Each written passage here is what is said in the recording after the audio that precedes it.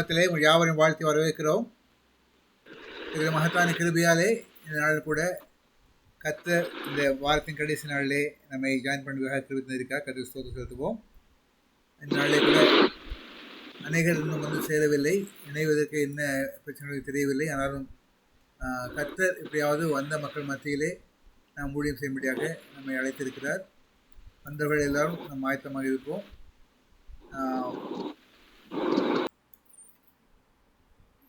கிருபன் தேவனே, இந்த அருமையான மாலை வேலைக்காக நன்றி ஒத்துங்க தாவே சோத்திகம் ராஜா. மகத்தான கிருபை நிமித்தம் மகாதேவனே, நாங்கள் இன்னொரு வாரமும் கூடும்படியாக கத்த கிருபை இருந்தீர். இந்த வாரத்திலும் நாங்கள் கடைசி நாளில் வந்திருக்கிறோம். 3வது வாரத்திலே ஆண்டவருடைய பிரச்சனை வந்து சேர்ந்திருக்கிறோம். அப்பா, இம்மட்டமாக என் மன்னித்து தேவனுக்கு சொல்வது விசேஷமாக எடுத்த ஆண்டவரே, அநேகருக்கு ஆண்டவரே வெவ்வேறு இடங்களிலே ஆண்டவரே சென்று தங்களுடைய ஓட்டுகளை போடும்படியாக கத்த ஏற்படுத்தி கொடுத்து நன்றி செலுத்துகிறோம். இன்றும் ஆண்டவரே வார்த்தை தியானிக்கும்படியாக வந்திருக்கிறோம். விசேஷமாக தேவனே, நாங்கள் புறஜாதி அரசர்களை குறித்து தியானித்து கொண்டு வருகிறோம். இன்று நாங்கள் கோரேஸ் என்ற அந்த ராஜாவினுடைய நாட்களிலே நடந்த காரியங்களை, அவருடைய இறையாண்மையை குறித்து நாங்கள் பார்க்க போகிறோம். கர்த்தங்களோடு கூட இருந்து விசேஷமாக இந்த காரியத்தை தயார்படுத்திக் கொண்டு வந்திருக்கிற அருமையான சகோதரி மினுவெளி சகோதரர்களை கர்த்தர் அபிஷேகித்து வலிமையான வார்த்தைகளை எங்களோடு பகிர்ந்து கொள்ள கதை கிருபித்து ஆரம்பப்பா. தொடர்ந்து கர்த்தாவின் நாளும் ஆண்டவரே கர்த்தர் பிரச்சனைகள் இருக்கட்டும். பாடுகிற பாடல்கள், துதிக்க துதிகள், சூத்திரங்கள் எல்லாவற்றையும் ஆசீர்வதித்து ஜெபிக்கிறோம். விசேஷமாக இப்போ வழியில் ஆண்டவரே கர்த்தங்களோடு கூட இறங்கி வந்து எங்களோடு பேசி மூலமாக பேசி நாங்கள் என்ன காரியங்களை ஆண்டவரே வெளிப்படுத்த கர்த்தர் நிச்சயத்திருக்கிற அந்த விதமாதேவனே, நாங்கள் கர்த்தருடைய பாரத்தோடு கூட ஜெபிக்க கிருபித்தாரோம்ப்பா. ஜெப குறிப்புகள் கர்த்தர் கொடுத்த பாரம், அந்த பாரத்தை இந்த வேலை கூட நாங்கள் மற்றோடு பகிர்ந்து கொள்ளும் கர்த்தாவே. வர தாமதான மக்களை கூட கர்த்தர் சீக்கிரமாக கூட்டி சேர்க்கும் ஜெபிக்கிறோம். என்ன தடை இருந்தாலும் கூட கர்த்தர்களை அழைத்து வாரமப்பா. தொடர்ந்து கர்த்தாவே இந்த நேரத்தில் ஆண்டவரே உங்களுடைய கிருபை எங்களோடு இருக்கட்டும், வளத்தில் இருக்கட்டும் சுவாமி. கர்த்தருடைய மகத்தான கிருபை தேவனே, நாங்கள் இந்த ஊழியத்தை சிறப்பாக செய்து முடித்து ஆண்டவரை கனப்படுத்த கிருபை செய்யும் ஜெபிக்கிறோம். இதுக்கு வழி ஆண்டவரே எல்லோரையும் இணைக்கவும் ஜெபிக்கிறோம். எந்த தடையும் இருக்க வேண்டாம். இன்டர்நெட் ப்ராப்ளமோ அல்லது ஆண்டவரே மைக் ப்ராப்ளமோ இன்ஸ்ட்ருமெண்ட் ப்ராப்ளமோ ஒன்றும் இல்லாத படிக்கத்தை பொறுப்பேற்றுக் கொண்டு எல்லாம் சரியாக இயங்கவும், நாங்கள் இணைக்கப்பட்டிருக்கவும், இணைந்து கர்த்தரை ஆராதனை செய்யவும், துதிக்கவும் சோதனை கிருபித்தாரும் அப்பா. அர்ப்பணிக்கவும் கொடுத்துக்கொள்ளும். எந்த குறைமெல்லாம் நடத்தி கொடுத்துக்கொள்ளும். இதே துதி மகை எடுத்துக்கொள்ளும். எல்லா துதி தின மகிமையில நம்பிக்கை செலுத்துகிறோம். இயேசு கிறிஸ்துவின் தூய திருப்பாதம் பணிந்து ஜெபிக்கிறோம். கிருபை கர்த்தாவே, ஆமென். ஸ்தோத்திரம். சகோதரி மேரி சாம்சன் அவர்கள் இவர்களை கூட எஸ்ரா 1ஆம் அதிகாரத்திலே 1 முதல் 4ஆம் வசனம் வரை வாசித்து காண்பிப்பார்கள். கர்த்தருக்கு ஸ்தோத்திரம். வாசிக்கும்படியாக கொடுக்கப்பட்டுள்ள வேத பகுதி எஸ்ரா 1ஆம் அதிகாரம் 1ஆம் வசனம் முதல் 4ஆம் வசனம் முடிய. எஸ்ரா 1ஆம் அதிகாரம் 1ஆம் வசனம். எரேமியாவின் வாயினாலே கர்த்தர் சொன்ன வார்த்தை நிறைவேறும்படி பெர்சியாவின் ராஜாவாகிய கோரேசுடைய 1ஆம் வருஷத்திலே கர்த்தர் பெர்சியாவின் ராஜாவாகிய கோரேசின் ஆவியை ஏவினதினாலே அவன் பரலோகத்தின் தேவனாகிய கர்த்தர் பூமியின் ராஜ்யங்களை எல்லாம் எனக்கு தந்தரளி யூதாவில் உள்ள எருசலேமிலே தமக்கு ஆலயத்தை கட்டும்படி எனக்கு கட்டளையிட்டிருக்கிறார். அவருடைய ஜனங்கள் எல்லாரிலும் எவன் உங்களுக்குள் இருக்கிறானோ அவனுடைய தேவன் இருப்பாராக. அவன் யூதாவில் உள்ள எருசலேமுக்கு போய் இஸ்ரவேலின் தேவனாகிய கர்த்தருடைய ஆலயத்தை கட்டக்கடவன். எருசலேமில் வாசம் பண்ணுகிற தேவனே தேவன். அந்த ஜனங்களில் மீதியாய் இருக்கிறவன் எவ்விடத்தில் தங்கியிருக்கிறானோ அவ்விடத்து ஜனங்கள் எருசலேமில் உள்ள தேவனுடைய ஆலயத்துக்கென்று அவனிடத்தில் உற்சாகமாய் காணிக்கை கொடுத்து அனுப்புகிறதுமன்றி அவனுக்கு பொன் வெள்ளி முதலிய திரவியங்களையும் மிருக ஜீவன்களையும் கொடுத்து உதவி செய்ய வேண்டும் என்று பெர்சியாவின் ராஜாவாகிய கோரேஸ் அறிவிக்கிறார் என்று தன் ராஜ்யம் எங்கும் எழுதி அனுப்பி விளம்பரம் பண்ணுவித்தார். வாசிக்கும்படியாக கொடுக்கப்பட்டுள்ள வேத பகுதி வாசித்தார். ஆமென். ஸ்தோத்திரம். கர்த்தருடைய ஆலயத்தை கட்டும்படியாக கோரேஸ் ராஜா கொடுத்த அந்த பணியினை நிறைவேறும்படியாக நாம் காத்திருக்கிறோம். ஆகையால் சகோதரி கிறிஸ்டி சாலமோன் அவர்கள் கட்டடம் கட்டிடும் சிற்பிகள் நாம் என்ற பாடலை பாடுவார்கள். கட்டடம் கட்டிடும் சிற்பிகள் நாம், கட்டிடுவோம் கிறிஸ்தேசுவுக்காய். சுத்தியல் வைத்து ஆடித்தல்ல, ரம்பத்தால் மரத்தை அறுத்தல்ல.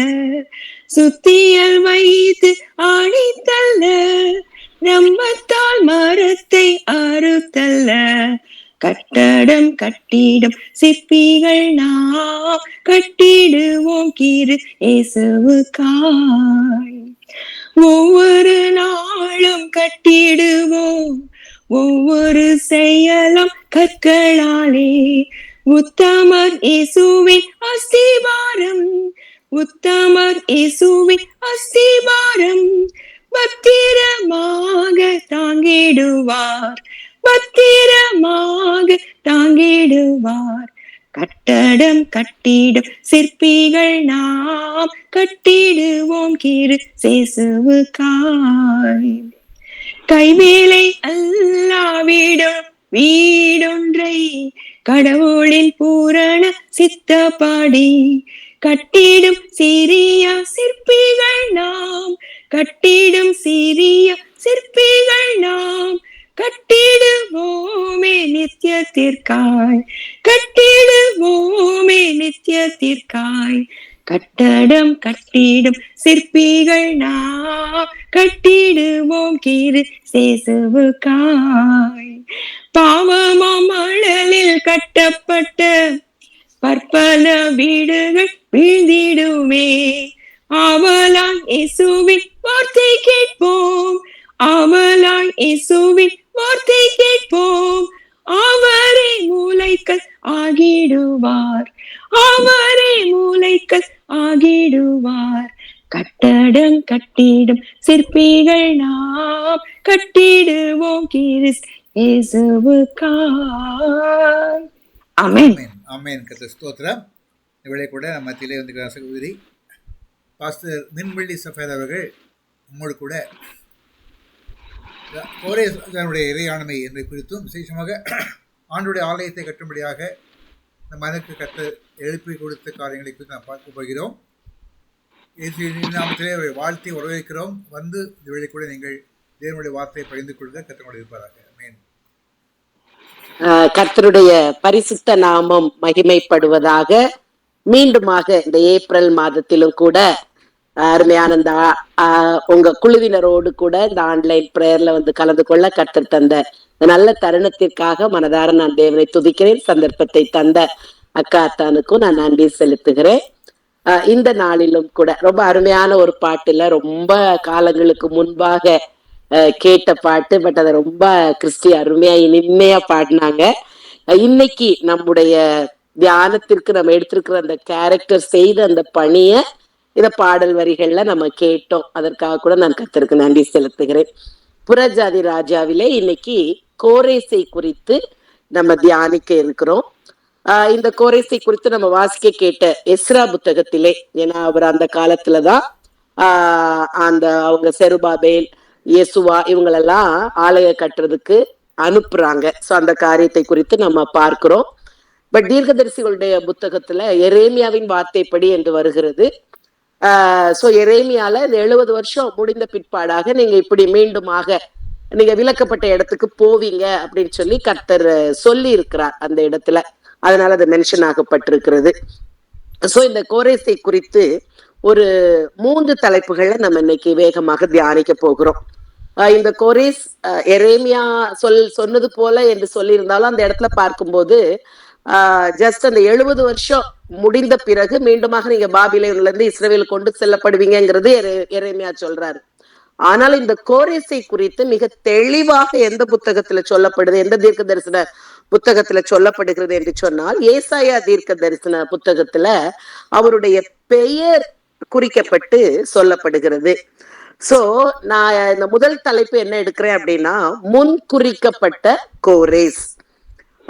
நம்ம அவர் பெர்ஷியா ராஜா, அதனாலதான் புறஜாதி ராஜா என்று நம்ம அறிகிறோம். இவரை குறித்து ஏசாயா 44வது அதிகாரத்துல கடைசி வசனத்துல ஆண்டவர் இந்த மாதிரி சொல்லி இருக்கிறார். கோரேசை குறித்து அவன் பறக்கிறதுக்கு முன்பாக அவர் பெயரை சொல்லி கர்த்தர் சொல்லுகிறார். அவன் என் மேய்ப்பன், அவன் எருசலேமை நோக்கி நீ கட்டப்படு என்றும் தேவாலயத்தை நோக்கி நீ அஸ்திபாரப்படு என்றும் சொல்லி எனக்கு பிரியமானதை எல்லாம் நிறைவேற்றுவார் என்று சொல்லுகிறவர் நான் அப்படின்னு சொல்லிட்டு 45 சொல்லுகிறாரு, கர்த்தராகிய நான் அபிஷேகம் பண்ணின கோரேசுக்கு முன்பாக ஜாதிகளை கீழ்ப்படுத்தி அப்படி என்று சொல்லி அழகாக அந்த முதல் 4 வசனங்கள் 45 4 வசனங்கள்ல இந்த கோரஸை குறித்த காரியங்கள் சொல்லப்பட்டிருக்கு. இதுல நம்ம ரொம்ப கவனிக்க வேண்டிய 2 வார்த்தைகள் என்ன அப்படின்னா, அவன் என் மேய்ப்பன், அவனை நான் அபிஷேகம் பண்ணினேன். புறஜாதியான் தான் இவரு எப்ப பெயரோடு கூட ஏசாயால முன்னறிவிக்கப்படுறாங்க அப்படின்னு சொன்னா, நம்ம பார்க்கும்போது ஏசாயா வாழ்ந்த காலம் கிமு கிறிஸ்துவுக்கு முன்பாக 740 வருடத்துல இருந்து. ஆனால் இந்த எஸ்ரா இவங்க எழுதப்பட்ட அந்த காலம், அவங்க வாழ்ந்த அந்த அத திருப்பி கட்டுற காலம் எப்போன்னு பார்த்தீங்கன்னா 440. அப்ப கிட்டத்தட்ட ஒரு 300 வருடங்களுக்கு முன்பாகவே, இந்த கோரேஸ் பிறப்பதற்கு முன்பாக 3 நூற்றாண்டுகளுக்கு முன்பாக ஆண்டவர் மிக அழகாக தெளிவாக கோரேஸ் என்ற ஒருத்தர் பிறப்பாரு. அவர் புறஜாதியா தான் இருப்பாரு.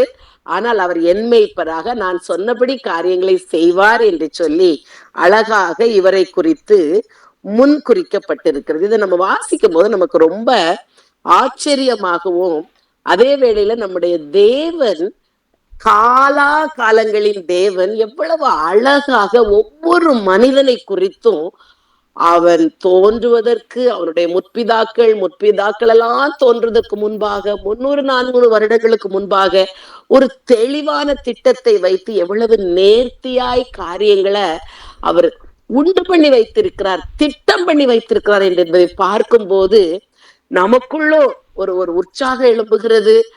நம்ம அவ்வப்போது நடக்கிற காரியங்களை குறித்து, அன்னன்னைக்குரிய பாடுகளை எல்லாம் குறித்து சில நேரங்கள்ல நம்ம சிந்தித்து கவலைப்பட்டு கலங்குகிறோம்.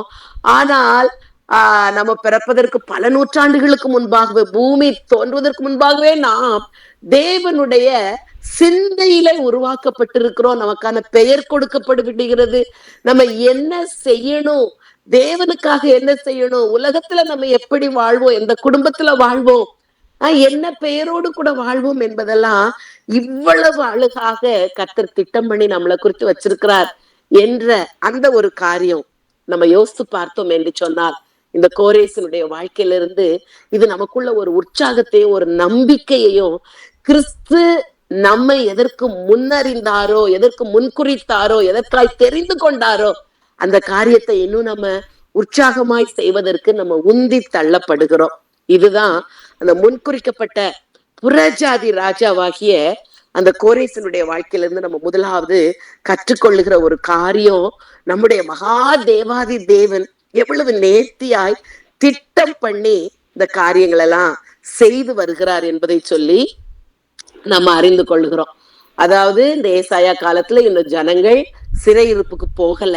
சிறையிருப்புக்கு போய் முதலாவது பாபிலோனிய ராஜாவாகிய நெபுகாத் நேச்சார் காலத்துல சிறையிருப்புக்கு போய், பிறகு கல்தேயருடைய காலத்திலும் அவர்கள் அங்குதான் இருக்கிறாங்க. சோ அது பாபிலோனிய ராஜால இருந்து அடுத்து கல்தேயர்கள் அவர்கள் பவர்ஃபுல் ஆகி அவர்களுடைய காலத்திலும் தொடர்ந்து இவர்கள் அந்த பாபிலோனில அடிமையா இருக்கிறாங்க. அதற்கு பிறகு பெர்ஷியர்கள் ஓவர்டேக் பண்ணி அந்த ஒரு 3வது ராஜ்யம் ஸ்தாபிக்கப்பட்டு அந்த பெர்ஷிய ராஜாவாக இந்த கோரேஸ் என்பவர் பிறந்து, அவருடைய காலத்திலே இடிந்து கிடக்கிற அந்த எருசலேம் தேவாலயத்தை கட்டுவதற்கு அவர் ஒரு இனிஷியேட்டிவ் எடுப்பார் என்ற அந்த தேவ திட்டம் 300 வருடங்களுக்கு முன்பாக சொல்லப்பட்டது.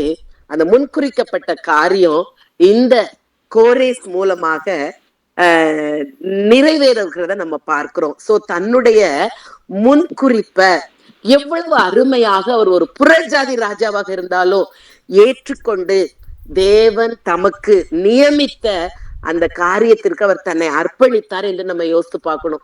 நான் அப்படி சிந்தித்து பார்த்தேன், ஒருவேளை ராஜாக்கள் என்று சொன்னால் நல்ல ஒருவேளை கல்வி அறிவு உள்ளவர்களாக, நல்ல ஒரு பல காரியங்களை அறிந்தவர்களாக இருந்திருப்பார்கள். ஒருவேளை அந்த காலகட்டத்திலே வாழ்ந்த, ஏன்னா ஒரு சில தீர்க்க தரிசிகளும் அந்த நாட்களிலே இருந்திருந்தாங்கல்ல. அப்படிப்பட்டவர்கள் மூலமாக இப்படி உன்னுடைய பெயர் சொல்லப்பட்டிருக்கு அப்படின்னு சொல்லி அவருக்கு அறிவிக்கப்பட்டதோ என்ன, எப்படி அவர் இந்த காரியத்தை தெரிந்து கொண்டார், புரிந்து கொண்டாருன்னு தெரியல. ஆனால் ஒண்ணு சொல்லப்பட்டிருக்கு ஏசாயால, நான் அபிஷேகம் பண்ணின கோரேஸ். அப்ப கர்த்தருடைய ஆவியானவர்களுக்குள்ள தங்கி இருந்து அந்த உந்துதலை கொடுத்தாரோ என்னவோ. ஆனால் முன்குறிக்கப்பட்ட அவர் கீழ்ப்படிந்ததுனால கர்த்தர் அவரை கொண்டு செய்ய நினைத்திருந்த காரியத்தை அவர் செய்கிறவராக காணப்பட்டார். இது நமக்கு ஒரு பாடம். நம்மை குறித்தும் தேவன் ஒரு திட்டம் வச்சிருக்கார், நம்மை முன்னறிந்திருக்கிறார், முன் குறித்து இருக்கிறார் என்பதை நம்ம தெளிவாய் புரிந்து கொள்வோம். இரண்டாவதாக, இப்படியாக முன்குறிக்கப்பட்ட அந்த கோரேஸ் அடுத்ததாக யாராய் நமக்கு விளங்குகிறார் என்றால் செயல் வீரர் கோரேஸாக அவர் காணப்படுகிறார்.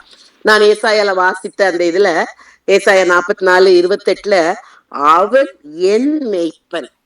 பாருங்க, என் மேய்ப்பன், என்னுடைய ஆடுகளை மேய்க்கிற என் மேய்ப்பன் என்று சொல்லி யாரை குறித்து ஆண்டவர் சொல்லுகிறார்? ஒரு புறஜாதி ராஜாவை குறித்து சொல்லுகிறார். அந்த நாட்களிலும் ஆசாரியர்கள் இருந்திருப்பாங்க, பிரதான ஆசிரியர்கள் இருப்பாங்க, தீர்க்கதரிசிகள் எல்லாரும் இருந்தாங்க. ஆனா எல்லாரும் கூட தேவனுக்கு கீழ்ப்படியாம அப்படி போனதுனாலதான் கர்த்தர் அவர்களை புறஜாதி கையில அடிமையாக ஒப்பு கொடுத்தார். ஆனால் ஒரு புறஜாதியை குறித்து என்னுடைய மந்தைக்கு இவன் ஒரு மேய்ப்பராக விளங்குவார் என்று சொல்லி ஆண்டவர் நம்பினார். அந்த நம்பிக்கையை கோரேஸ் என்ன பண்ணாரு? காத்து கொண்டார். ஏன்னா நான் எதற்காக இப்படி அடிச்சு சொல்றேன்னா, எவ்வளவு அருமையாக இந்த கோரேஸ் நேபுகாத்நேச்சாரால இடித்து தரைமட்டமாக்கப்பட்ட அந்த எருசலேம் தேவாலயத்தை கட்டத் தொடங்கினார் என்பதை நம்ம இந்த எஸ்ரா புத்தகத்துல மிக அழகாக கொடுக்கப்பட்டிருக்கும். இந்த எஸ்ரா புத்தகத்தை நம்ம திருப்பிக் கொள்வோம். அதுல நம்ம இப்ப வாசிக்க கேட்டோம். பட் இன்னும் நம்ம தொடர்ந்து பார்த்தோம் என்று சொன்னால் எப்படி அது கட்டப்பட வேண்டும் என்று சொல்லி எஸ்ரா 6வது அதிகாரத்துல பார்த்தோம்னா அந்த 3-4 வசனங்கள்ல விளாவாரியாக தெளிவாக அவர் பேசுவார். எஸ்ரா 6வது அதிகாரம் 3-4 வசனங்கள்ல பாத்தீங்கன்னா அதனுடைய பின்பகுதி, அதன் அஸ்திபாரங்கள், முதல்ல தேவாலயமானது பலி செலுத்தப்பட்டு வந்த ஸ்தானத்திலே கட்டப்பட கடவுது. எவ்வளவு தெளிவா இருக்காரு பாருங்க. எந்த இடத்துல ஆல்ரெடி நீங்க பலி செலுத்தினீங்களோ அந்த இடத்துல என்ன செய்யணும்? தேவாலயம் கட்டப்பட வேண்டும். தேவ நியமத்தை விட்டு மீறிடக்கூடாது. That's a God's choice. அந்த பிளேஸ் வந்து God's choice. அது அஸ்திபாரங்கள் பலமாய் இருப்பதாக. அது மட்டுமா, அது 60 முழ உயரமும் 60 முழ அகலமும் இருக்க வேண்டும். அடுத்த வசனம், அது 3 வரிசை பெரும் கற்களாலும் ஒரு மச்சி வரிசை புது உத்திரங்களாலும் கட்டப்பட கடவுது.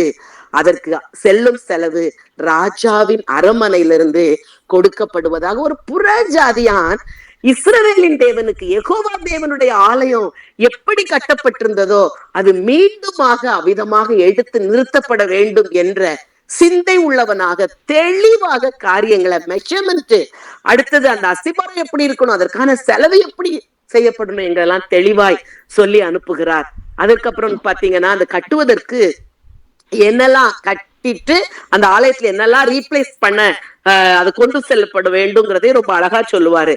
அதே இஸ்ரால 1வது வசனத்துல பாத்தீங்கன்னா 4வது வசனத்துல இருந்து அது தொடங்கும். அப்படி பார்த்தா 4, அதுக்கப்புறம் அப்படி வாங்க 6க்கு வந்தீங்கன்னா பின்பகுதியில இருந்து வாசிக்கிறேன். வெள்ளி பனிமூட்டுகளையும் பொன்னையும் மற்ற வஸ்துக்களையும் மிருக ஜீவன்களையும் உச்சிதமான பொருட்களையும் கொடுத்து அவர்கள் கைகளை திடப்படுத்தினார்கள்.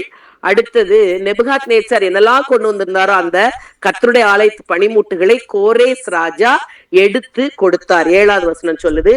அப்புறம் அப்படி பார்த்தா 9ல என்னெல்லாம் கொடுத்தார் என்று பார்த்தார். பொன் தட்டுகள் 30, வெள்ளித்தாளங்கள் 1000, கத்திகள் 29 என்று சொல்லி எண்ணிக்கையோட கூட 9ல இருந்து 11 வரை என்னென்னலாம் அங்கு கொண்டு செல்லப்பட வேண்டும் என்பதை அழகா ஒரு லிஸ்ட்ல கொடுக்கிறாரு. அப்புறம் இன்னும் பாத்தீங்கன்னா 6வது அதிகாரத்துக்கு வந்தோம்னா அந்த 8வது வசனத்தினுடைய பின்பகுதியில பாத்தீங்கன்னா ராஜாவின் திரவியத்திலே அவர்களுக்கு தாமதமில்லாமல் செல்லும் செலவு கொடுக்கப்பட வேண்டும் என்று சொல்லி ஒரு ராஜாவாக, ஏன்னா அவருடைய வாயிலிருந்து புறப்படுகிற வார்த்தை வல்லமை உள்ளது, அதிகாரம் உள்ளது, அது நடைபெறும். அப்ப என்னென்னலாம் நேபுகாத்நேச்சார் கொண்டு வந்திருந்தாரோ அவைகளை எல்லாம் கொண்டு போகணும். அதற்கான செலவு ராஜாவாகிய என்னுடைய பொக்கிஷ சாலையிலிருந்து கொண்டு செல்ல வேண்டும் என்று சொல்லி எப்படி கட்டப்பட வேண்டும், அது கட்டுவதற்கான செலவை யார் பார்க்கணும், அதுக்கப்புறம் அது கட்டி முடித்த பிறகு அங்கிருந்து கொண்டு வரப்பட்ட பொருட்கள் எல்லாம் மீண்டுமாக செல்ல வேண்டும் என்பதை மிக அழகாக ஒரு செயல் வீரராக, ஏதோ ஒண்ணு யாரோ சொன்னாங்க அது இப்படி எப்படியோ அந்த இல்லாமல் எப்படி பார்த்து பார்த்து தாவீது ராஜா அந்த ஆலயத்தை கட்டுவதற்கு பொருட்களை சேர்த்தாரோ, அதற்கப்புறம் பார்த்து பார்த்து சாலமோன் கட்டினாரோ, அதை போலவே அவங்க எல்லாம் இஸ்ரவேலின் ராஜாக்கள். ஆனால் அதை போலவே இவர் மிக நேர்த்தியாக அழகாக இந்த கட்டுவதற்கான காரியத்தை, புறஜாதி ராஜாவாக இருந்தாலும் தேவன் அவருடைய ஆவியை ஏவனதுனால, அவர் தேவனால அபிஷேகம் பெற்றவராக இருந்ததுனால அவ்வளவு அழகாக நேர்த்தியாய் செய்கிறார். சோ முதலாவது முன்குறிக்கப்பட்ட கோரேஸ், இரண்டாவது செயல் வீரராக நாம் காண்கிற கோரேஸ், மூன்றாவதாக அப்படி நம்ம பார்த்தோம் என்று சொன்னால்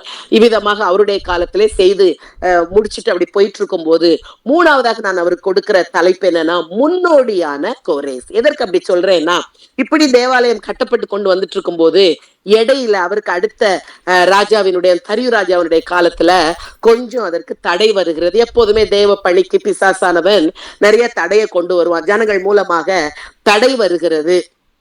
4வது அதிகாரம் 1 வசனம், சிறையிருப்பிலிருந்து வந்த ஜனங்கள் இஸ்ரவேல் தேவனாகிய கர்த்தருக்கு ஆலயத்தை கட்டுகிறார்கள் என்று யூதாவுக்கும் பென்யமீனுக்கும் இருந்த சத்துருக்கள் கேள்விப்பட்ட போது, அப்ப எதிராளிகள் கேள்விப்பட்ட உடனே அவங்க என்ன பண்றாங்க, அப்போ இருந்த ராஜாவுக்கு லெட்டர் போட்டு மனு போட்டு இந்த வேலையை நீங்க நிறுத்திடணும் அப்படின்னு சொல்லி கொஞ்ச நாட்கள் நிறுத்தப்படுகிறது.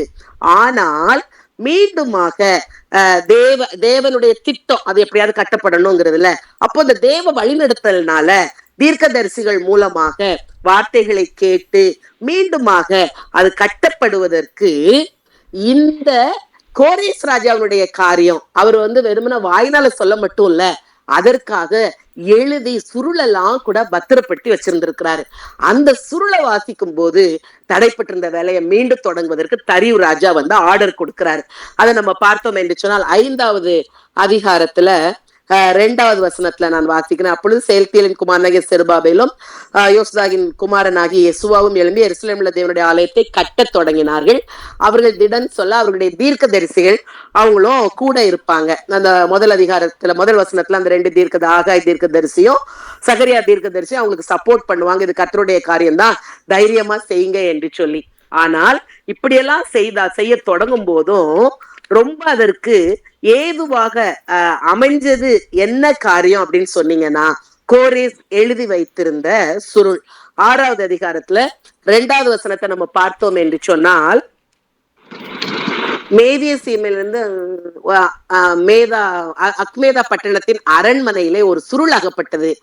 அதில் எழுதியிருந்த விபரமாவது, ராஜாவாகிய கோரேசின் 1ஆம் வருஷத்திலே கோரேஸ் ராஜா எருசலேம் தேவாலயத்தை குறித்து பிறப்பித்த உத்தரவு என்னவென்றால், சோ இப்படியாக அது கட்டப்பட வேண்டும் என்று சொல்லி நம்ம முதல்ல சொன்னோம்ல, எப்படி பலி செலுத்தப்பட்ட இடத்திலேயே கட்டப்படணும், என்ன விதமான அஸ்திபாரம் இருக்கணும், இதையெல்லாம் ஒரு வெறும் வாயில மட்டும் சொல்லல, he ordered in writing. So அதெல்லாம் எழுதி அந்த சுருள் அது பத்திரமாக இருந்ததுனால இதை எடுத்து வாசித்த உடனே 6வது வசனத்தை பாருங்க, அதை 6:6 அப்பொழுது தரியு ராஜா எழுதி அனுப்பினதாவது, இப்பொழுதும் நதிக்கு அப்புறத்தில் இருக்கிற தேசாதிபதியாகிய தத்னாவும் சேத்தார் பொஸ்னேமர் நீங்களும் நதிக்கு அப்புறத்தில் இருக்கிற அற்பத்சிகரான உங்கள் வகைரா யாவரும் அவ்விடத்தை விட்டு விலகி இருங்கள், தேவனுடைய ஆலயத்தின் வேலையை அவர்கள் செய்யட்டும். அப்போ அவர் ஒரு முன்னோடியாக, தரியு ராஜாவுக்கு ஒரு முன்னோடியாக விளங்குகிறார். அவருடைய கோரேசுடைய லெட்டரை பார்த்து, அந்த சுருளை பார்த்து, அதன் நிமித்தமாக அவர் தைரியம் கொண்டு எதிர்க்கிறவங்க நீங்க எல்லாம் விலகி இருங்க, இது தேவனுடைய பணி, இது தொடர்ந்து செய்யப்படட்டும் என்று சொல்லி அது தடைப்படாதபடி செய்து முடித்து, அதுக்கப்புறம் நம்ம அதே எஸ்ரால பின்னால பார்த்தோம் என்று சொன்னால், அவர்கள் எல்லாரும் அந்த தேவாலயத்தின் முன்பாக கூடி நின்று தங்களுக்கு பாவ அறிக்கை செய்து மீண்டுமாக அவர்கள் அந்த கர்த்தருடைய ஆலயத்துல தொழுது கொள்ள தொடங்கினார்கள் என்று சொல்லி பார்க்கிறோம். சோ புறஜாதியாராகிய இந்த கோரேஸ் ராஜாட்டத்தை நம்ம கற்றுக்கொள்ளக்கூடிய மிக முக்கிய பாடங்கள் என்ன அப்படின்னா, நம்ம ஒவ்வொருவரையும் குறித்த நாம் தேவ திட்டம், நாம் இந்த உலகம் தோன்றதுக்கு முன்பு நம்ம தாயின் கருவில உருவாவதற்கு முன்பே தேவன் வச்சிருக்கிறாரு.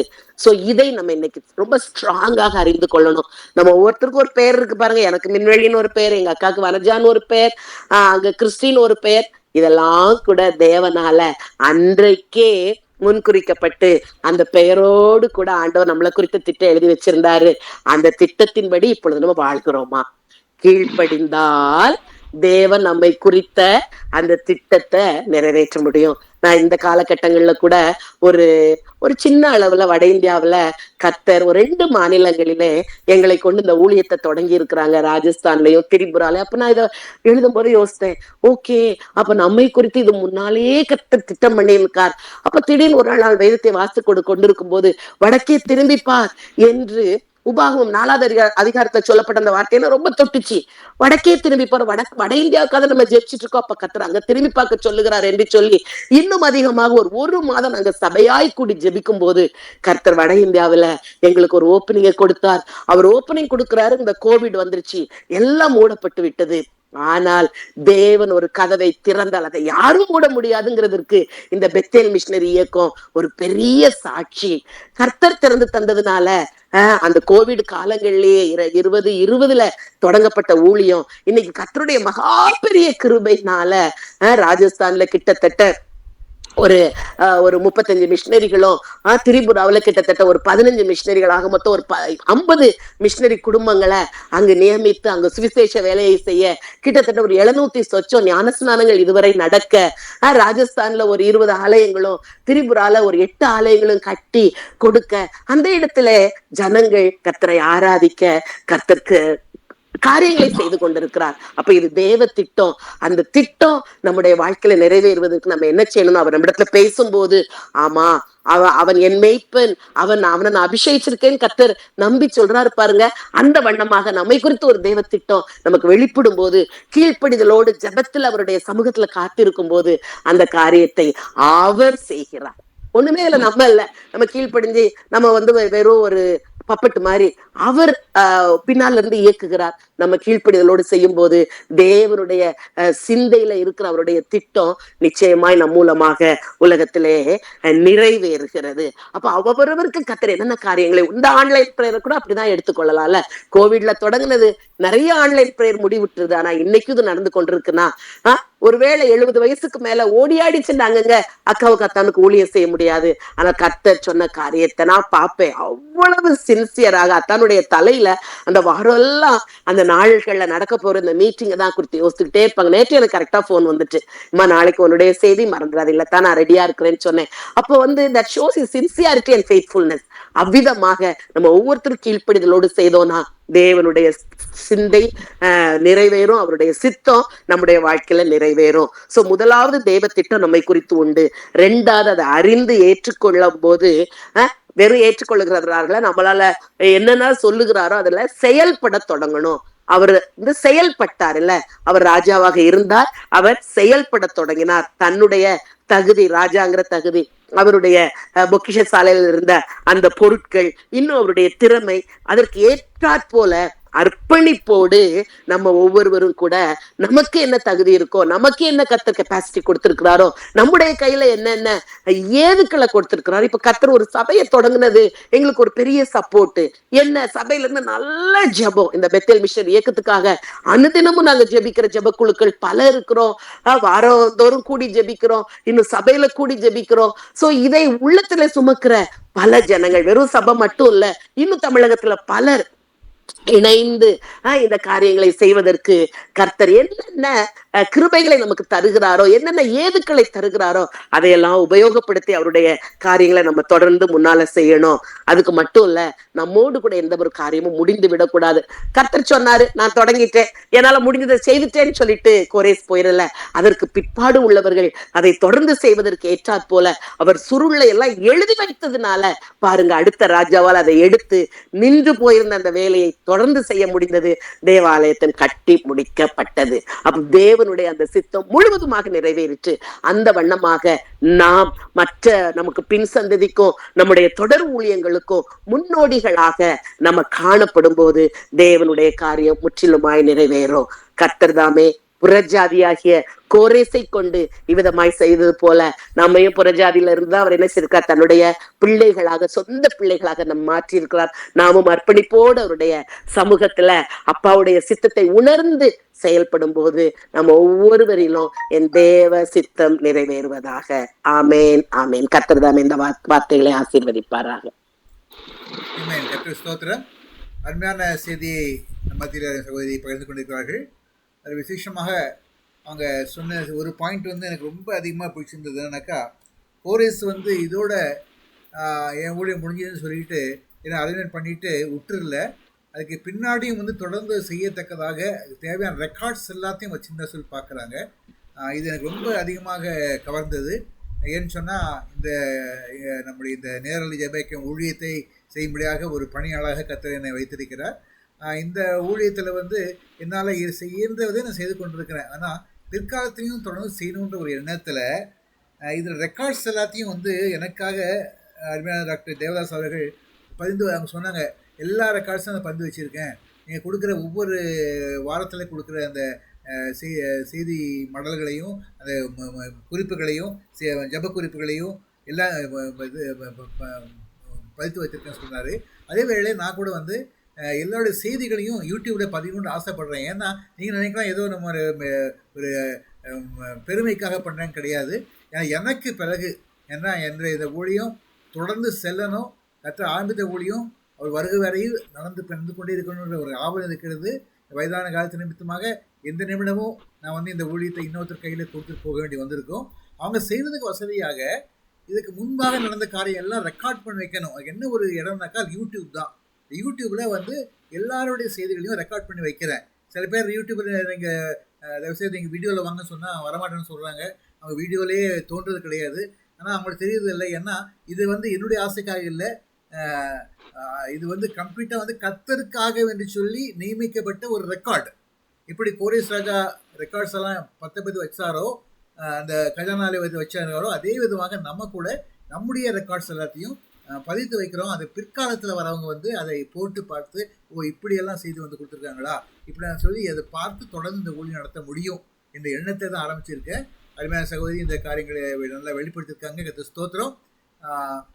இது விதமாகவே இந்த ஊழியம் தொடர இங்கே அவங்க ஒத்துழைப்பு கொடுங்கள். விசேஷமாக இதை ரெக்கார்ட் பண்ணும்போது தயவுசெய்து உங்களுடைய வீடியோவை காண்பீங்க. வீடியோவை நீங்கள் உங்கள் முகத்தை காண்பிக்க தப்பு கிடையாது. ஏன்னா பிகாஸ் நாங்கள் வந்து சர்ச்சில் வந்து சப்போஸ் நம்ம பாடுறோம்னாக்கா நம்ம பாட்டை வந்து எல்லாரும் பார்க்குற மாதிரி தான் பாடுறோம். மறைஞ்சிட்டு ஸ்க்ரீனில் இது பாடுறது இல்லை. சர்ச்சில் ஓப்பனாக பாடுறவங்க, சர்ச்சில் ஓப்பனாக சாட்சி கொடுக்குறவங்க, சர்ச்சில் ஓப்பனாக பேசுகிறவங்க இந்த யூடியூப்பில் ஓப்பனாக தங்களோட முகத்தை காண்பித்து பேசுவதற்கும் பாடுவதற்கும் ஆயத்தமாக இருந்ததுனாக்கா அது கொஞ்சம் வருத்தமான காரியம்தான். ஏன்னா உங்கள் ரெக்கார்ட்ஸ் வந்து ஃப்யூச்சர் ஜென்ரேஷனுக்கு யூஸ்ஃபுல்லாக இருக்கும். அதுதான் என்னுடைய மெயின் எண்ணமே. தயவுசெய்து என்னை புரிந்து கொள்ளுங்கள். அதுக்காக தான் உங்களை வந்து ஸ்ட்ரெஸ் பண்ணுறேன். தயவுசெய்து வந்து நீங்கள் பேசும்பொழுது கட்டாயமாக நீங்கள் வீடியோ போட்டு பாருங்கள். அதே விதமாக பாடும்பொழுது கூட நீங்கள் முடிந்தால், ஏன்னா உங்களுடைய சக்கம் சொல்ல முடியாது. ஏன்னா ஒரு நீங்கள் வந்து வசதியான இடத்துல உட்காந்துருக்க முடியாது. ஒருவேளை ட்ராவல் பண்ணிட்டு இருப்பீங்க, அந்த நேரத்தில் நீங்கள் பாட்டு பாடுவீங்க, ஜெபம் பண்ணுவீங்க. ஆனால் அந்த நேரத்தில் வந்து வீடியோ போட முடியாது. எப்பொழுதுதான் சாத்தியமோ அப்போலாம் வீடியோ போட்டிங்கனாக்கா அந்த வீடியோ வந்து நாங்கள் ரெக்கார்ட் பண்ணி வச்சுருக்கோம். அது பிற்காலத்தில் வர மக்களுக்கு பயனுள்ளதாக இருக்கும்னு சொல்லி அறிந்து கொண்டு இருக்கிறோம். கர்த்தர் ஸ்தோத்திரம். நம்ம செய்தி கொடுத்த மகளை கர்த்தர் ஆசீர்வதிப்பாராக. இந்த வேளை கூட நம்ம தொடர்ந்து ஜெபத்துக்கு செல்ல போகிறோம். அந்த ஜெபத்திற்கு ஆதாரமாக முதலாவதாக சாட்சி நேரம் வைத்திருக்கிறேன். ஒரு சாட்சி இருக்கிற மக்கள் உங்கள் சாட்சியை பகிர்ந்து கொள்ளலாம்.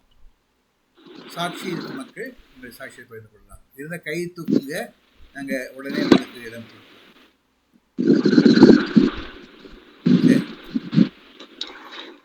முன்பதாக நான் ஒரு சாட்சி சொல்ல ஆசைப்படுகிறேன்.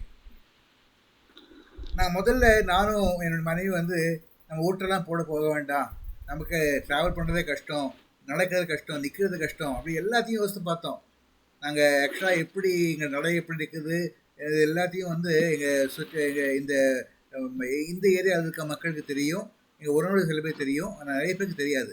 ஆனால் எங்களால் வந்து அவ்வளோ ஈஸியாக வந்து போய் நின்று ஓட்டுலாம் போட முடியாது. ஆனால் எங்களுடைய சர்வெண்ட் கிட்ட கேட்டபோது நான் வந்து ஓட்டு போட்டு வந்தேன், ரொம்ப எளிதாக இருக்குது, நீங்கள் நம்பர் மட்டும் கொண்டு போங்க, சொல்லுங்கள் போதும், அங்கே இருக்கவங்களே ஹெல்ப் பண்ணி கேட்டால் உங்களுக்கு நம்பர் இது பண்ணி விட்றாங்கன்னு சொன்னாங்க. நாங்கள் சரின்னு சொல்லிவிட்டு மத்தியானம் போனோம். சாயங்காலம் வெயிலில் போக முடியாது, ரொம்ப வெயிலாகுதுன்னு சொல்லிவிட்டு நாங்கள் சாயங்காலமாக போனோம். போனபொழுது போன இடத்துலயே அங்கே முதல்ல கார் பார்க் பண்ணக்கூடாதுன்னு சொன்னாங்க பக்கம் முன்னாடி. நான் இந்த மாதிரி நடக்க முடியாதுன்னு சொன்னோன்னே சரி சொல்லி இந்த போலீஸ் இன்ஸ்பெக்டர் வந்து ஒத்துக்கிட்டாரு. அங்கேயே கார் பார்க் பண்ணிட்டு ரொம்ப கிட்டத்தை தான் நடந்து உள்ளே போனோம். உள்ளே போகிற இடத்துலையும் வந்து உடனே இம்மீடியட்டாக எல்லாரும் ஹெல்ப் பண்ணி எங்களை ஈஸியாக எனக்கும் மனைவிக்கும் வந்து அவருடைய ரெக்கார்ட்ஸை காமிச்சு கையில் சிப்ஸை கொடுத்து உடனே போட சொன்னாங்க. போட்டு வந்துட்டோம். இதெல்லாம் ஓகே. முடிந்த பிறகு அங்கேருந்து காரை ரிவர்ஸ் பண்ண முடியாது. அதனால் நாங்கள் என்ன பண்ணோம்னாக்கா சரின்னு சொல்லிட்டு கொஞ்சம் முன்னாடி போயிட்டு ஒரு சந்தை இருந்தது. அந்த சந்தையில் பூந்துட்டு வெளியே வந்துடலாம்னு சொல்லி நினச்சிட்டு தைரியமாக உள்ளே போனேன். வெளியே திரும்ப பொழுது பார்த்தா ரைட் சைடில் ஒரு சாக்கடைக்குள்ளே அப்படியே கார் விழுந்துச்சு. காரணம் அந்த டயர் உள்ளே இறங்கிடுச்சு. என்ன பண்ணுறது தெரியல. சரி இந்த ஏதாவது ஜேசிபி ஏதாவது அரேஞ்ச் பண்ணணும்னு சொல்லி இவ்வளோலாம் பிளான் பண்ணோம். நாங்கள் எனக்கு தெரியல. இறங்கி நின்றுட்டு போய் வேலையை பார்த்துட்டு இருந்தோம். அங்கே வந்து அந்த வீட்டு அந்த பக்கத்தில் வீடு தான். அந்த வீட்டு காணல் தான் இந்த சாக்கடை இருந்தது. அங்கே உட்காந்துருக்க அந்த பெரியவர் வந்து பார்த்துட்டு அவர் கொஞ்சம் இருங்க, நான் வீட்டில் கடப்பாறை இருக்கு, கொஞ்சம் நான் தூக்குறேன்னு சொன்னார். உடனே உள்ளே போனார், கடப்பாறை இருக்காரு. அப்போ அங்கே போகிற மக்களையும் கூப்பிட்டாரு. எல்லாம் வந்தாங்க. வந்து உடனே காரை தூக்குனாங்க. நான் வந்து ரிவர்ஸ் கியர் போட்டு காரை வெளியே எடுத்துட்டேன். கர்த்தர் ஸ்தோத்திரம்.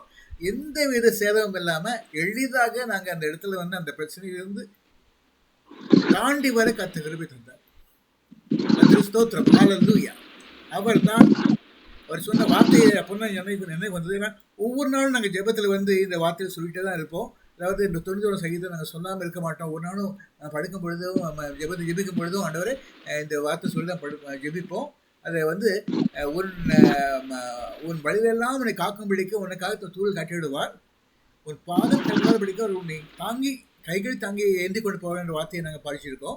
அதே விதமாக தான் எங்கேருந்தோ தூதர்கள் அந்த மனிதரையும் அங்கே உட்கார வச்சிருந்தாரு.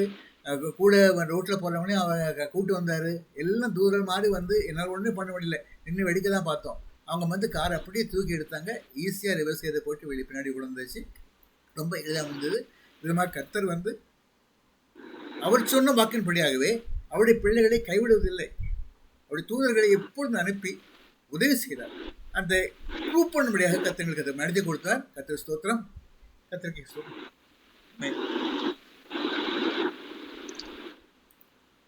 வேற சாட்சி இருக்காங்களா?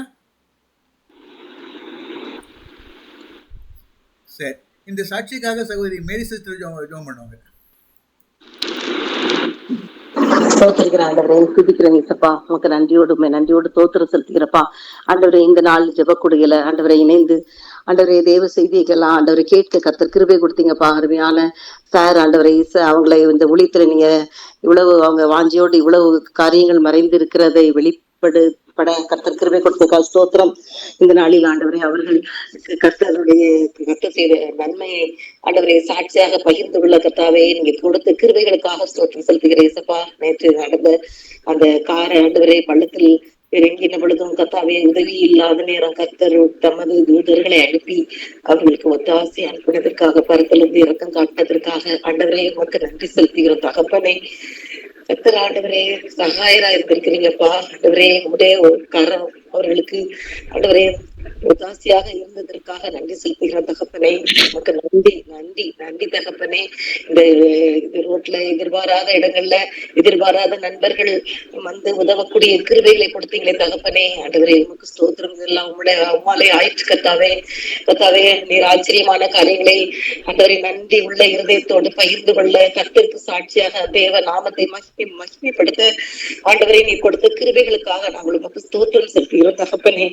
ஆண்டவரே உமக்கு நன்றி. இன்னும் அவர்களை பலப்படுத்துங்க ஆண்டவரே. தளர்ந்து போகாமல் ஆண்டவரே நீர் ஆண்டவரை தைரியப்படுத்துங்கப்பா. இன்னும் ஊழியத்துல வல்லமையாக எடுத்து பயன்படுத்துங்க. அநேகருக்கு ஆசீர்வாதமாக அவர்களை வைத்திருக்கிறதற்காக நன்றி. கத்து பெரிய காரியங்களை செய்யுங்க. பாரப்படுத்தி பொறுப்படுத்திடுங்க. அவருடைய வல்ல கருத்துக்களை ஒப்பு கொடுத்து ஜெபிக்கிறோம்.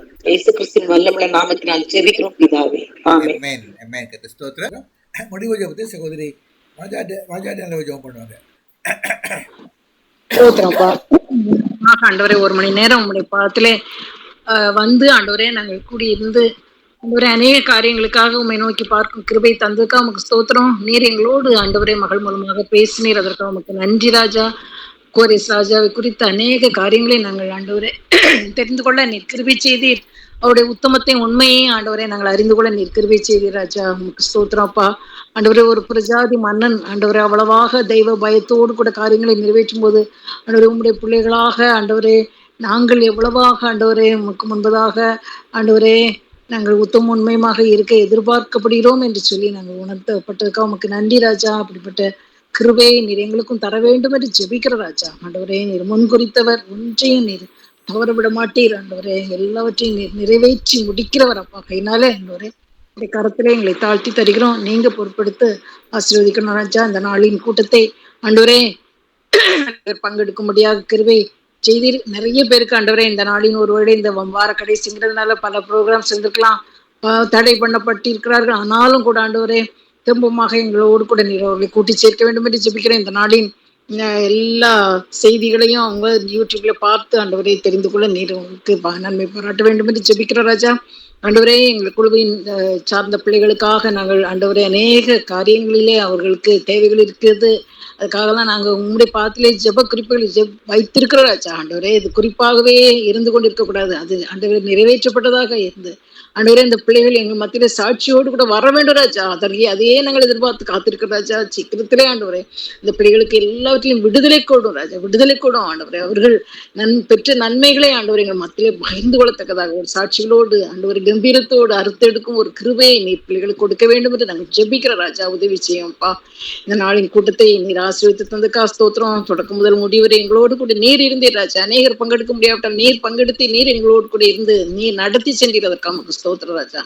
ஆண்டவரே, கிருபையாக ஆண்டவரே எல்லா பொறுப்புகளை நீர் எடுத்துக்கொண்டே இருக்க எதுவும் எந்த சேதம் வராதபடி தொடக்கம் முதல் முடிவரை ஆண்டவரே இந்த தடைகளும் இடையில வந்து அதை நிறுத்தி போடாதபடிக்கு இன்டர்நெட் ப்ராப்ளமும் எந்த ஒரு இன்ஸ்ட்ருமெண்ட் ப்ராப்ளம் வராதபடி காத்துக்கொண்டே நமக்கு நன்றி ராஜா. அந்த பிள்ளைகள் ஒவ்வொருவரையும் நீர் ஆசீர்வதித்து ஆண்டவரே திரும்பமாக அவர்களை நாங்கள் காணுவரை நீர் சுகத்தோடு பலத்தோடு அவர்கள் குடும்பங்களை பாதுகாப்போடு நீர் வைத்துக் கொள்ள வேண்டும். உங்களுடைய கரத்துக்குள்ளாக அவங்களுக்கு ஒவ்வொருவரையும் ஒவ்வொரு குடும்பத்தையும் நாங்கள் ஒப்படைக்கிறோம் ராஜா. நீங்க பொறுப்படுத்திக் கொள்ளுங்க. அவங்க நாளைக்கு ஆண்டவரை ஓய்வு நாளிலே ஆண்டவரை அவர்கள் சபைகளுக்கு சென்று உண்மைத்து துதிக்கும் ஒரு கிருபையை ஒவ்வொரு குடும்பத்துக்கு நீர் கொடுக்க வேண்டும் என்று ஜெபிக்கிறோம். எந்த விதமான சுகவீனமோ பலவீனமோ சரீரத்தை தொட்டு விடாதபடி பிள்ளைகள் ஒவ்வொருவரையும் ஆண்டவரை உங்களுடைய பாதுகாப்பின் வேலிக்குள்ளாக நீர் மறைத்து பாதுகாக்க வேண்டும் என்று ஜெபிக்கிறோம் ராஜா. திரும்பமாக நாங்கள் ஒருவர் கண்டுமை துதிக்கும் வரை எங்கள் ஒவ்வொருவரையும் உடைய இரத்த கோட்டைகளாக மறைத்து வைத்துக் கொள்ள வேண்டும் என்று ஜெபிக்கிறோம். துதி கனம் மகிமையில நீங்க எடுத்துக்கணும். இயேசுவின் இணைய நாமத்தில் வேண்டிக் கொள்ளும் நல்ல பிதாவே, ஆமென். கர்த்தராகிய இயேசு கிருபையும் தேவனுடைய அன்பும் பரிசுத்த ஆவியினுடைய திவ்ய ஐக்கியமும் இன்றும் என்றுமாக நுகரப்பட்டிருப்பதாக. ஆமென். பிஸி நீ பாடுமா அத?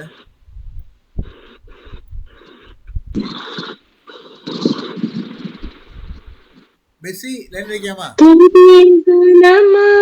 மகிமையோமக்கே ஓ எல்லாமுமே துதி கனம் மகிமையோமக்கே ஓ நீரே ராஜாவே. அல்லேலூயா ஸ்தோத்ரம் ஸ்தோத்ரம் ஸ்தோத்ரம் மிக ஸ்தோத்ரம் ஸ்தோத்ரம் ஸ்தோத்ரம் ஓ நீரே ராஜாவே. அல்லேலூயா துதி கனம் மகிமையோமக்கே ஓ எல்லாமுமே துதி கனம் மகிமையோமக்கே ஓ நீரே ராஜாவே. ஆமென். கர்த்தர் ஸ்தோத்திரம். அந்த யாவருக்கும் நன்றி. செய்திகளாக மழை ஆசீர்வதிப்பாராக. வருகிறதான வாரத்திலே முதல் நாள் செவ்வாய்க்கிழமை முறைப்படி பார்த்தா நம்ம தேவதாஸ் சாம்ராஜ் அவர்கள் செய்தி கொடுக்க வேண்டியிருந்தது. ஆனால் அவருக்கு இன்னொரு இடத்துல அதிகமாக அழைப்பு வந்தபடியால் அது ஒரு நைட் ப்ரேயருக்கு போகிறாங்க. அதனால் அவங்களால சேர முடியாது. அதனால் வேறு வழி இல்லாமல் நான் அதை எடுத்திருக்கேன். அர்தசாஷ்டா ராஜாவுடைய இறையாண்மை குறித்து எஸ்ராவில் ரெண்டு இடத்துல இஸ்ராவிலும் பார்க்குறோம், நெகேமியாவிலும் பார்க்குறோம். நெகேமியா காரியத்தை ஜெரி ஜோசப் அவர்கள் பார்ப்பாங்க. எஸ்ராவில் கொடுக்கப்பட்ட அர்தசாஷ்டாவுடைய காரியங்களை குறித்து நம்ம தியானிக்க போகிறோம். வாங்க பங்கு பெறுங்கள். கர்த்தர் உங்களை ஆசீர்வதிப்பாராக. கர்த்தரோட குழு அதுவரையும் தங்கியிருக்கும்படியாக நாம் ஜெபிப்போம். கர்த்தருக்கு வந்து யாருக்கும் இயேசு நிமித்த நன்றி. செய்திகள் மகளிரும் கர்த்தர் ஆசீர்வதிப்பாராக. ஆமென். எல்லாருக்கும் நன்றி. கர்த்தர் ஸ்தோத்திரம்.